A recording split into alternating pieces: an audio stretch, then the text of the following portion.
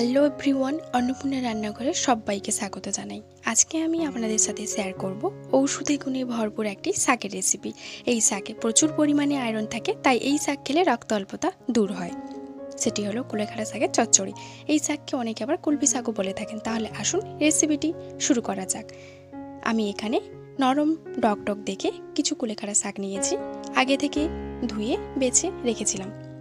এখানে কয়েকটা কাঁটা ছিল, কাঁটাগুলো আমি বের করে নিয়েছি। এরপরে শাকগুলোকে কুচি কুচি করে কেটে নিলাম। যেহেতু চচ্চড়ি করব তার জন্য আমি নিয়েছি আলু, বেগুন, গাজরটা অপশনাল হিসেবে নিয়েছি, না থাকলে কোনো অসুবিধা নেই। গাজর, আলু, বেগুনগুলোকে চচ্চড়ির আকারে গোল গোল করে কেটে নিয়েছি। এরপরে কড়াইতে 4 চামচ সয়া তেল দিয়ে ফোড়নের জন্য তাতে 2 শুকনো লঙ্কা, 1 চামচ জিরে, 1 চামচ কালো সর্ষে এবং 1 চামচ 5 ফোড়ন দিয়ে ফোড়নটা একটু নেড়ে নেব।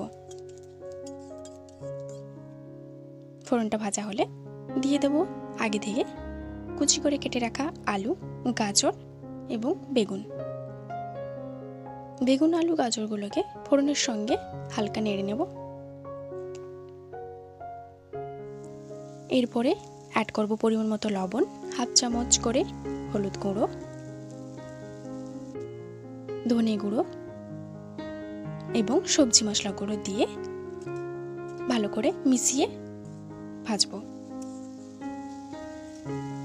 আলুটা তাড়াতাড়ি সিদ্ধ করার জন্য কিছুক্ষণের জন্য ঢাকা চাপা দিয়ে দেব। কিছুক্ষণ পরে ঢাকা চাপা খুলে দেখলাম আলু আমার হালকা সেদ্ধ হয়ে আসে। আলুটা একটু আগে থেকে সেদ্ধ করে নিলে ভালো হয়। এরপরে আমি এখানে অ্যাড করব কেটে রাখা কুলেখাড়া শাকগুলো। হালকা নেড়ে নেব। শাকটা একটু সেদ্ধ করার জন্য আমি কিছুক্ষণের জন্য একটু ঢাকা চাপা দিয়ে রেখে দেব।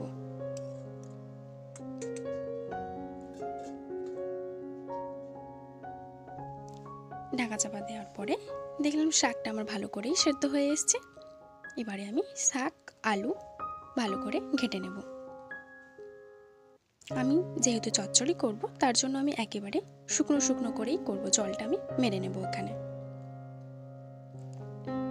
চচ্চড়িটা আমি শুকনো শুকনো করেই করেছি। চচ্চড়িটা জল জল করলেও কোনো অসুবিধা নেই, তবে শুকনো করলে খেতে ভালো লাগে। এরকম চচ্চড়ি গরম ভাতের সঙ্গে ডাল মেখে খেতে কিন্তু অসাধারণ লাগে। একবার ট্রাই করে কিন্তু দেখতে পারেন।